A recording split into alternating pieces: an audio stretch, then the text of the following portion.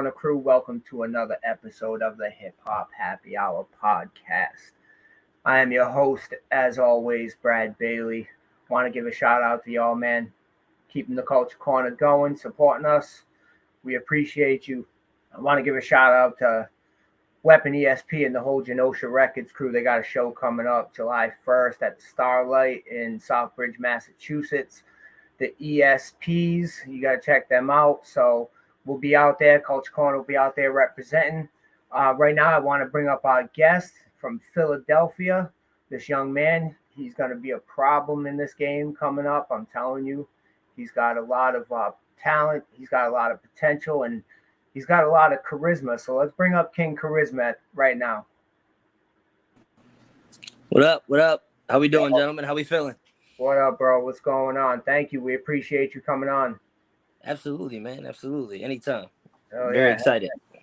So you come from a legendary family. So you come from hip hop royalty. And for the people that don't know who you are, let us know who you are.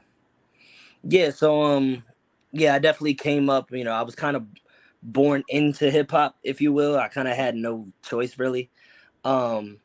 So Planetary, Crypto War Child from outer space. Planetary's my dad. Crypto War Child is my uncle. That's my mom's brother. Yep. Vinny Paz is like another of Jedi Mind Tricks. That's like another uncle figure to me. So that's been family basically from the beginning as well. And King Size is my uncle as well. That's my mom's other brother. So I had no choice. I grew up into a house of like all these rappers, just a family of all these rappers around me. Nothing but rappers for the most part. Right. We actually had Outer Space on a few months back, and I asked your father because we were talking about his sons and how they're rappers and how they're coming up, and I asked him what their biggest influences were, and he said him. So I wanted to ask for you, what was your biggest influence coming up? Was it your father, or what were your other influences? I mean, that's kind of like a given, considering that I'm growing up and I'm seeing how studio sessions go, and I'm seeing how the creative process kind of works from his perspective, and I'm kind of just watching him and studying him in the studio when I'm 3, 4, 5, 6 years old, very, very early on. So that I feel like that's a given. I feel like there are similarities in the way we rap too. With me and both of my brothers as well, I feel like there's definitely similarities in the way that we rap. But I had so many influences, man. Like I always say this, like I'm 23 years old, but like rappers my age don't have the same idols as I have. Right. You're absolutely right about that. Like I grew, my idols were, Pun and Jadakiss and Fabulous, Pusha T, the whole G Unit, Lloyd Banks especially. Like even if you want to go back even further, like Jay in his prime, Eminem in his prime, you want to go back to like KRS, Cool G Rap. Like I just grew up really studying the game differently than probably my peers did. You know what I mean? So I had different idols growing up than a lot of people my age did, simply because I had people around me to put me on to the real. Right. I had people around me that were like, listen, you should listen to this and you should listen to this. And it's not even like really they forced it on me. It was what I was surrounded by. It was just what I was surrounded. It kind of came by default. And then eventually when I started really falling in love with hip hop, I kind of just took things to my own hands and kind of did it myself. I mean, like when I was 3 years old, this is real facts. Like there's picture evidence and everything. I had, fake little bulletproof vests and do-rags because I thought I was a member of G Unit. When I was 3 years old, I knew. Like I was in my grandmom's house watching, 50 videos before Get Rich or Die Trying came out. Like just in the living room, just mimicking what I see on TV. So I was really, really young. I had no choice but to be into the music and to be into good music at that. Hell yeah, because you're like you said, you had the influences growing up. There wasn't. Like not everybody has the privilege that I did. I grew up around a bunch of rappers, so exactly. I had no choice but for them to just instill good hip hop in me. If as weird as that sounds, like it sounds cliche, but it's like they instilled it in me very, very early on. And not a lot of like my peers and people around my age have that privilege that I had. You know what I mean? And they were teaching you the right way to do things too. Business, I'm sure business wise, like Oh you yeah, like in the studio watching production and all that, they taught you the right way. yeah, no, definitely, definitely. And of course, there's obviously things that eventually I have to learn on my own. But I had, admittedly, I had like a super advantage compared to so many people because when it came to like how record labels work and how studio sessions are supposed to go and like how creative processes, how structure of songs goes, I kind of knew that very, very early on. Right. Very, very early on. Like I knew 16s were 16s when I was 4 or 5. Mm. I mean, there's guys now that don't even count bars and they're twice my age. You know what I mean? Mm. Yeah, and they're trash too. And So they're not very good. So right, and that's part of it. They never learned the right way. Like you yeah, said, and I you had didn't. so many you had so many teachers that you could reach out to at any point too. Yeah, So yeah, definitely. you definitely were spoiled coming up for sure. Yeah, no. Willing teachers too. Hell Willing teachers. There's yeah, a hell yeah. difference. You mean? That's what's dope about it too. It's like the unity of it. Like when the Army of the Pharaohs were at full force, they were unstoppable. You know. Yeah, But SmackDown, yeah. great single. It's been doing well. I've been watching it. It's been doing well. Big Definitely doing well. wrestling Yeah. fan, I see. Big wrestling fan. Yeah, you know what's crazy is I'm not gonna say it's new because I always was a wrestling fan. I fell off of the WWE for really, really long. I stopped at around 2014, and I don't even know why. To be honest, I don't really like have a legitimate reason. I don't have like an idea of maybe what happened. I think I just woke up one day and like my hormones kicked in at Right, that right. age, and Yeah, it was something just off the like, chase. yeah, like okay, you don't think this is cool anymore. Mm. You're getting into girls more, maybe. You're more into the sports you play because I was an athlete for 15 years. I played baseball nonstop for 15 years. Um, so maybe that's what it was. I got to high school, got more into like girls and sports, like sports that I played. Definitely got more into music as well. That's when I really started to realize that I was actually like kind of good. So I was like, okay, well, maybe too much of my time was just taken up to where I couldn't invest in it like that anymore. I don't Right. know what it was. I don't have like a distinct one bullet point reason, but recently during WrestleMania season, all on TikTok, it was just flooding me with wrestling content. And TikTok, like the algorithm works in a way where it goes by what you like. Right. And I'm like, yo, is Vince McMahon like just paying for all of this? Because I'm not liking this stuff. Like I'm not engaging in any of this stuff. Like what's going on? But it just kept popping up, and it just kept moving in. And I knew few people that were wrestling fans, like from like currently or whatever, and they were like, "Yo, now's a good time to get back in because the creatives have changed. They have a new direction and things like that." So I gave it a try. I watched this year's WrestleMania. I watched the replay of it because this was afterwards. And I watched on Peacock, which I already have a Peacock account, so I got all that stuff for free. Um, yeah, watched WrestleMania, and I was, watched a few matches, and I started catching up because I was like, okay, well, I don't want to be completely lost. I know it's going to be impossible to, Mm. get back into 9 years of material. You know what I mean? So started like a few episodes before WrestleMania, a few Mondays, a few SmackDowns, a few Raws, and started from WrestleMania on, and I was hooked. I was like, you know what, this is, and I probably love it even more now than I did when I was a kid. It's Right. like it's part of my life again. You know what I mean? Exactly. It's so nostalgic too from Yeah, growing up. yeah, I think everybody goes away from it for a little while, yeah. right? Most And people do. yeah, and then come back, years later and then see what's up. But what do you think of AEW? I got to get your thoughts. It's taking me a while, man. I can't. I worked so much as well that SmackDown and Raw, like the WWE, is tough to tackle as Mm. is. So throwing AEW and even NXT in the middle, Yeah, there's too like much. NXT is technically the WWE. That on I think Tuesday nights or whatever is even hard enough for me Mm. to watch occasionally. So I try to just keep it at Raw on Mondays, SmackDown on Fridays, and then the pay-per-views are Saturdays. Right, right. So that is enough for me to tackle with my schedule, with recording and working as well.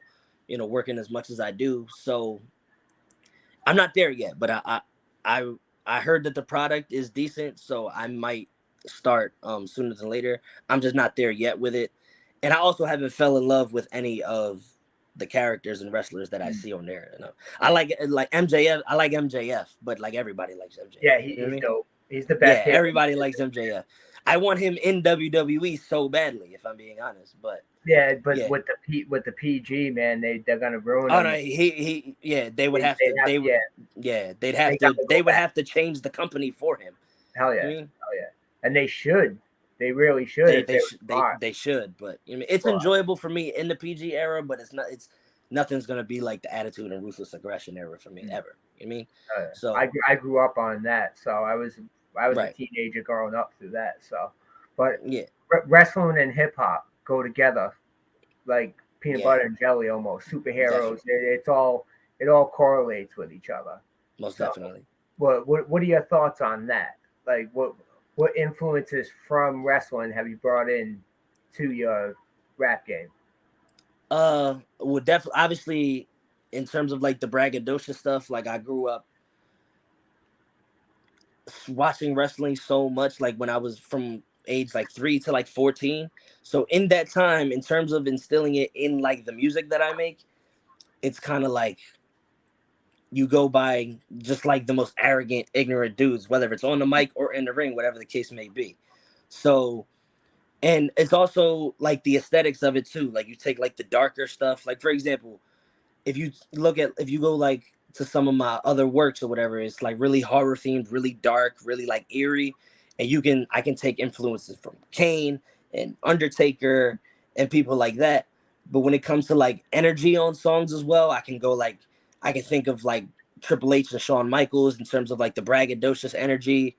You know what I mean? So that's just I feed off of probably the energy of like being a WWE fan, and I think probably those specific superstars probably influence Mm, probably the way that I carry my demeanor like in my music, whether it's like really braggadocious or it's really dark and eerie, or if you want to like even like more personal stuff like underdog stories and things like that. I think of like Rey Mysterio and like Eddie Guerrero. You know what I mean?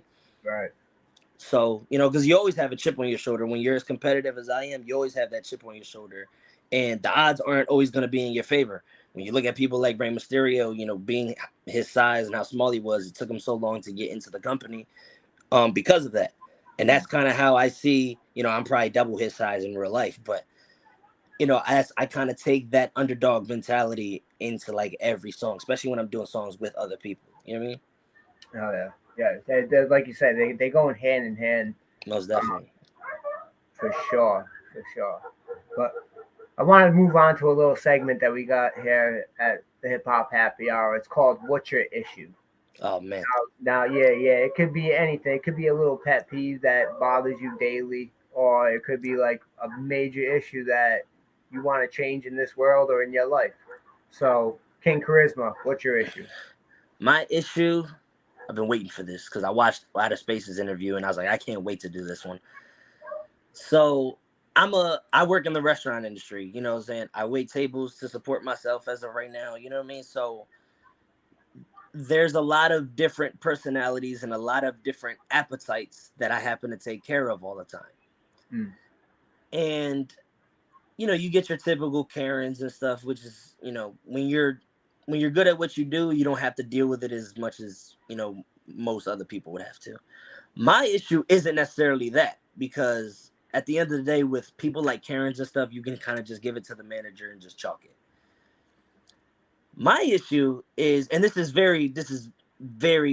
very toxic way of thinking, and I'm aware of that. I just don't really care. I'm not mature enough to care yet, all right? I have a problem with certain people of certain ages having a certain appetite that they do. Like, I don't like when people are in their grown old age eating like children. It really bothers me really bad. Like if it'll be like say it's like maybe two 25-year-olds and then they're there with their parents that are like in their 50s maybe, and like the 125-year-old is like, oh, can I just get like fried chicken tenders and french fries? I'm like, dog, what right. are you talking about? Or like they'll or it'll be like it'll be like a tough guy, like a dude will come in. He's like middle-aged white dude. He's like just comes in on tough guy energy. I'm like, first of all, you're coming into a public place, like you're coming into the Cracker Barrel with tough guy energy. Let's stop it right there, okay? Right. But then on top of that, he'll be like, yeah, can I get like my scrambled eggs really well done? I don't like it all runny.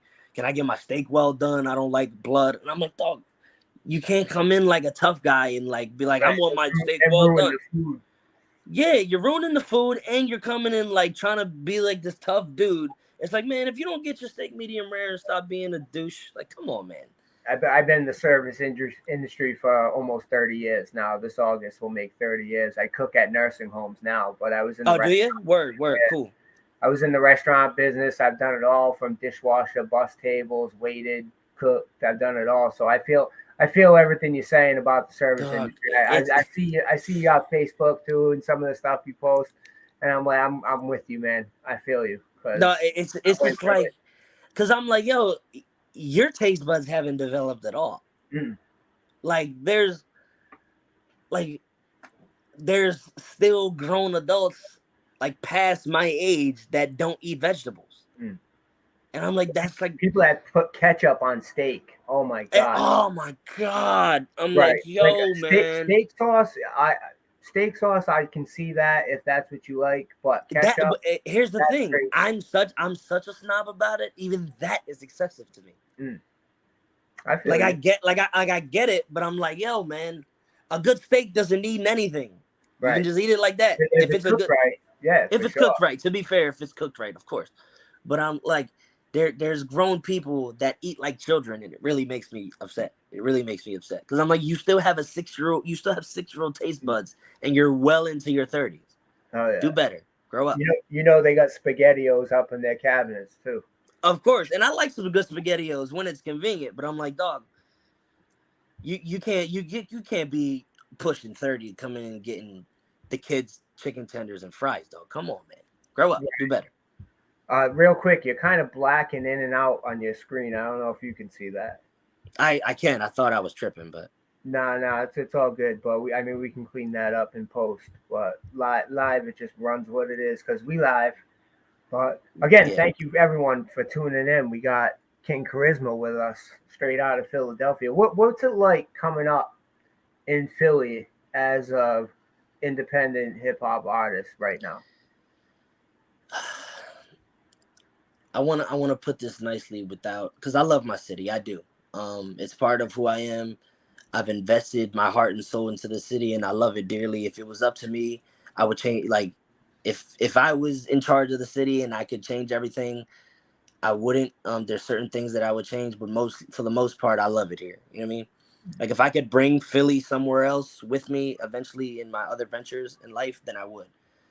But in terms of the hip hop scene, it's dope because there is a lot of talent out here, and it really keeps it keeps us on our toes, and we really appreciate like a lot of the talent that we see out here. That being said, being independent is tough because the support in Philly isn't necessarily that great, if that makes sense. Like, I feel it. The support in Philly is very, I don't know if it's like a competitive thing. I don't know if like we're just very overly competitive people. It could be that, I don't know. But anytime I put a song out or a video or a project, whatever the case may be, it's beautiful to get the love from all lights of the world. Like that's something that keeps us going, and that makes it all worth it in the end, especially as of recent, since I've gained so many new fans in the past literally 2 weeks. Right. You know what I mean? I've been watching, man. You've been blowing up the past it's 2 or 3 weeks. It's been a big change. It's crazy. It's almost overwhelming. It's almost too damn much. I'm almost like my anxiety goes crazy with that stuff. But it's always a little bit frustrating when it's like, damn, man, when am I gonna get some people in Philly in my own hometown to really rock with me like that? But then I realized that I'm not alone. It's really just the culture of the city. It's like, I'm too cool to support you. Right. So it's disheartening. But that being said, all that, when there is support from here, it's like diehard support. And that goes with anything, whether it's musicians, it's sports, obviously, whether it's no matter what it is. When the support is here, when it actually is there, and you actually have a supporter here, it's die hard. Right. Definitely. It's die we know that just from the sports teams. We know that. Yeah, like once you get that support, they'll take a bullet for you. They'll run through a brick wall for you. You know what I mean? Getting that is the hard part. Right. I feel like, you know, you're not alone in that. It's not just Philly. It's every city, that every major city really that has I've noticed this every major city, because I hear that a lot about New York. I remember Vizilla telling me that it was Houston too, to some degree. Boston, yeah, right. So yeah, I'm telling you, I see it, and I talk to a lot of hip hop artists, and they say the same thing. It's like you can be known in Australia by more people than your hometown, and yeah, I mean that's the good thing about the internet. But still, it's you want to be backed by where you come from. You know, of course, you have a longing for that. Yeah, and sometimes it creeps into your mind because you can't help it. You're just like, what if this is personal? Because in cities like Philly that have so much violence going on and things like that, it's like, is this personal? Sometimes you have to check yourself, because you're just like, you start taking it personal, and it really isn't. Because there could be people close to you that you feel as if, like, damn, like, I really wish they showed a little more like enthusiasm about the music as I have. But it's like, yo, it's really not personal. People have their own lives that are just different from you. People can support you, and not people get like support isn't necessarily equating to being a consumer. That's what I think people get mixed up sometimes. I do it, Right. because I'm an emotional dude. I take certain things personally sometimes, but then I have to sit myself down and be like, listen, they don't have to be a consumer to be a supporter. Like, I know that there's friends that I have, and even people that are like really cool acquaintances, whatever, that might not be the biggest fans of my records. It might not be in their everyday rotation, simply because they just like a different sound, or it's not their cup of tea, whatever the case may be. But I definitely have close friends of mine that, even if they're not consumers, they're supporters. Right. You know what I mean? Like, I have like, there's one friend that I have, he told me straight up a couple years ago, he's like, listen, your songs aren't always going to be my cup of tea. I didn't grow up listening to music like this. So, it might take me a while to get into it, or it just might not always be for me, but I definitely support it. And I know that you're obviously talented, like, a person with a half a brain can tell you're talented. So I'm going to support it just based off of that. And the fact that we're friends on top of that. Yeah, So once I stopped taking it personal, when it came to either people I knew or people from my city, it was like, okay, that's when I started like being more confident and comfortable with it. We've always had the discussion in like a lot of those hip hop groups on social media about you can respect someone for their craft and not like what they do. Of course. You can give them their props, you can give them their flowers, and not listen to what they do. And you don't have to hate on them. You don't have to say it's trash. I mean, certain things that are trash, no matter what. And objectively, yeah. Right. And I mean, yeah. No matter what, consensus says certain things are, but most of it's not, and it's just not your cup of tea. You know what I mean?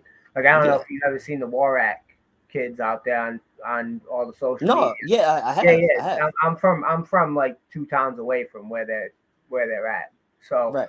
And people don't realize that's the biggest troll going on in rap music today. Those dudes are trolling there, but now they kind of like are living as their characters because it's kayfabe all over again. Like, they're just, you know what I mean? Hell yeah, they're just a parody of what they want people, the perception of certain things. Yeah. So what's funny about them though? It's kind of genius, because there's people that take them dead serious. Oh yeah, definitely, dude, definitely. Like Billy Palazzo, the main dude, he just posted a picture of him standing on his girl. Like she's planking on the grass, and he's talking about a good woman that keeps you standing behind you and all the whatever. Yeah, it's like people are like wilding out, but it's like, dude, that's what he wants. It's like they're good at marketing. I can say that they blew up that shit, but they were smart. They were really smart with the COVID and blowing up during that. No, definitely, for sure. For sure. But I want to know what's going on with the future for King Charisma. What do you got coming up? I got too much coming up, man. They got me working, man. I'm tired. I'm burnt out. No, but me and my brother Element, we're working on chapter 3 right now. We have 2 collab albums out. Yep, yep. First one being Shadow of Neglection. The second one is the Confession tape that came out last year. We're in the process of doing part 3. We don't have a title for it yet. We are working on some tracks. We have a couple done. We have a really dope surprise feature that we're gonna keep disclosed because we want everybody to be surprised. Like even my dad doesn't know who's on it. But we brought somebody from out of the woodworks that hasn't been necessarily on the scene for a little bit, so we're excited about that. My other brother, Trustworthy, my youngest brother, he hit me up one day with a beat he made himself and was like, "We should just do an EP." And I'm like, I kind of got sucked into that one. I'm like, I guess sure, fine, cool. Right. So we're working on that as well. I started dabbling into some solo work for a project as well, but I'm always doing solo work. So there'll be tons of new singles. I already have the next 2 singles with videos lined up already. Um, the next 2 singles I have in mind are done, ready to go. We just need to shoot videos and put them out. But yeah, other than that, solo album projects with both of my brothers, and yeah, that's what's in the next coming months. You'll start seeing some of that stuff coming out. You'll definitely see by the time the summer's over, by September, you'll definitely see like 3 or 4 more singles for sure. Hell yeah, good. We'll be Yeah, rocking with you for sure. We'll be rocking with you definitely. for sure. Now, you and your brothers, Yeah, what's that competitive nature like when y'all are in the booth recording together? You gotta, there's gotta, like you said, you're an athlete. Were they athletes? Do they have that same? they were. My youngest brother is still an athlete. He still plays basketball. He played football for like 2 3 years. But he's definitely super plays basketball. Um, so he still got the competitive nature in it because he still goes to the local courts and You local playgrounds and grinds it out and plays ball. Um, my other brother played Element. He played baseball for a couple years around the same time where I was really into playing. I played for 15 years. I played from the time I was 3 to when I graduated high school, and even after that, my uncle has a Sunday softball league that he runs in the summer. That I'll play for, once probably every other summer or something when I have time. yeah, So yeah. In terms of the competitive nature when it comes to songs, it's there. It's always there because, and I feel like if we weren't as nice as we are, I feel as if it wouldn't be there as much. But because we know how good we are, we're gonna have to be the best versions of ourselves. It's there, but we never let it get in the way of how good a song is gonna be. Like right. we're never super competitive to the point where we're overdoing it and we're overthinking it to the point where it starts ruining the song and that it comes out a mess. It's definitely always there. Um, I definitely when I get on songs with either my pop or both of my brothers, I'm definitely pushing the pen just a little bit more. Hmm. Just a little bit more. Um, and that's because it's just in us. Like we grew up different and listening to different stuff, and we grew up like diss track nature kind of made that for me. I feel like so. I think for now the generation that is mine technically around like my age group and up, they don't want to be competitive anymore. Right. they Exactly. want to they want to be competitive in a different way. They want to be competitive to the point where it gets to the street. Hmm. Now you got people like Lil Durk and NBA YoungBoy dissing one another and people are actually dying from it. And that's not to say the generation before this one didn't have people die over rap beef, because I'm not ignorant to Hmm. know that obviously I know that has happened before, but you never want it to get to that way. But I think everybody wants to just, oh, we don't have to be hating on each other. We got to get money. Nah, man, that's why I love what Pusha and Jim Jones are doing right now. Whether how you feel about the Jim Jones track and the Pusha track, forget that. Just the fact that they're bringing competitive nature into hip hop is what I feel like we need. Everybody wants to be buddy buddy. Everybody wants to be friends. But at the end of the day, you have to realize we can be competitive and still have a mutual respect for one another. We don't have to genuinely hate each other for there to be a respect there. Exactly. Me and my brothers live together. Like, we live in the same house. All three of us are in here. And every time we get in the studio together, we just push the pen a little bit harder. And and it's just because I feel like it can bring the best version out of ourselves. I feel like we can bring the best versions out of ourselves. And anytime we do songs with one another and we can be competitive about that, it's like, oh, well, this is an opportunity for me to be the best rapper I can possibly be. Mm. And that's doing songs with these two. And And even I'm sure that they must be the most honest with you also, and you must with each other.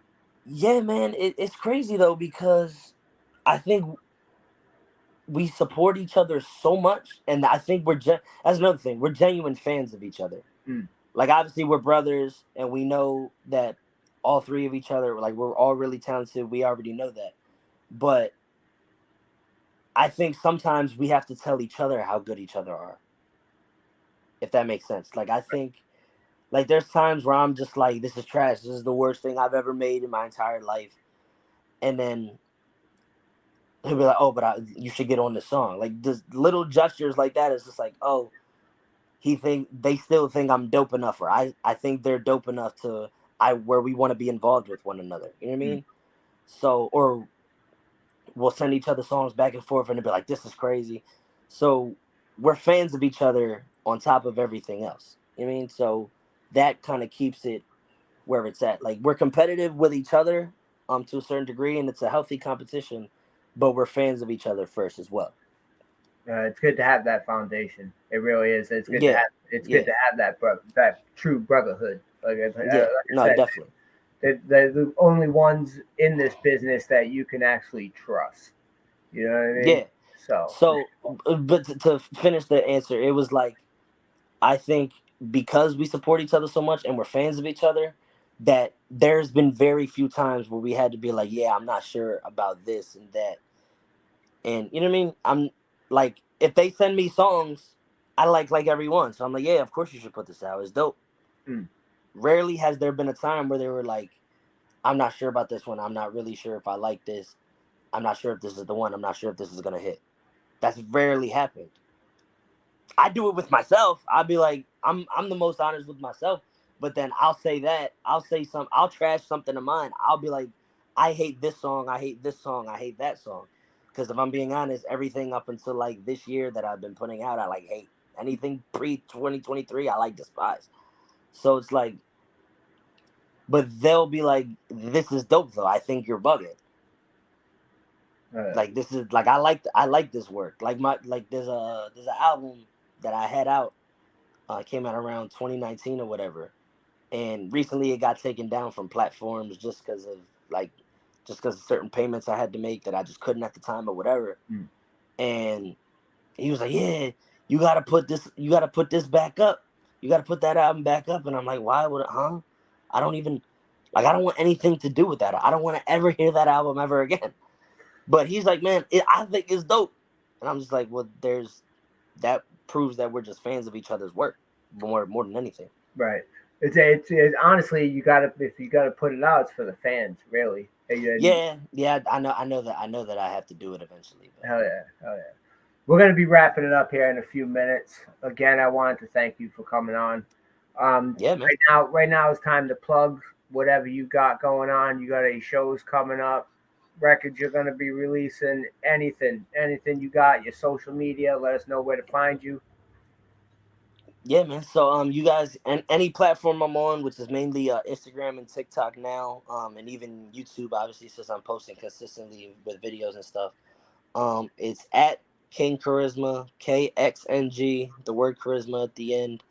And in terms of what I'm working on, just look forward to a ton of singles. Really, obviously, I'm working on projects too. I'm working on albums with my brother. I'm working on solo work. Um, we have a couple features that we did as a collective that you'll be hearing, that I'm sure. So yeah, just look forward to a ton of singles because I'm not stopping. There'll probably be one like every other week from now until like the end of summer. So tons of new singles. We already got the next two lined up that were ready. They're really dope. So tons of music. Just look forward to that. Every other week is gonna be something. Um, tomorrow I'm probably gonna drop like a freestyle on my Instagram page. Over, like a classic beat or whatever. I do those from time to time as well. I do like freestyles over classic beats or whatever, and I'll just go off. So look forward to one of those tomorrow. But after that, singles up until you guys get some albums from winter into next year. Hell yeah, we're looking forward to it, man. We definitely are looking forward to it. Like I said, Absolutely. I've been following your dad on social media for a long time, so it feels like I kind of watched you grow up a little bit. You know what I mean? Yeah, man. Because Definitely. like same thing with Reef and his kids and all that. I've had Reef on a couple of times, Yeah. and Shout out to Reef. That's my guy. shout out to Reef. But like I said, man, social media really you can really almost connect with people that you don't know. So I've been watching you evolve, and you're doing good shit, man. You wish you the best of luck. Keep it going, and Thank you. pretty soon, man, we're gonna have to get you and your brothers on. We'll get the three of you on, and we'll chop it up. No, definitely. I definitely want to do it again. And like I said, we're all dropping albums together. They dropped the EP a couple months ago. My two brothers called the Book of Applewhite, so you guys can go grab that. The Book of Applewhite, Element, and Trustworthy. So yeah, we'll all be dropping albums with each other, other stuff. So we're definitely looking forward to getting on here again with all three of us. Hell yeah, bro. Anyway, again, thank you. Thank you for coming Absolutely. on. Appreciate you. Keep grinding. Keep Thank you, man. doing your Appreciate it. thing. And we're out, man. The Hip Yeah. Hop Happy Hour podcast. Peace. Peace.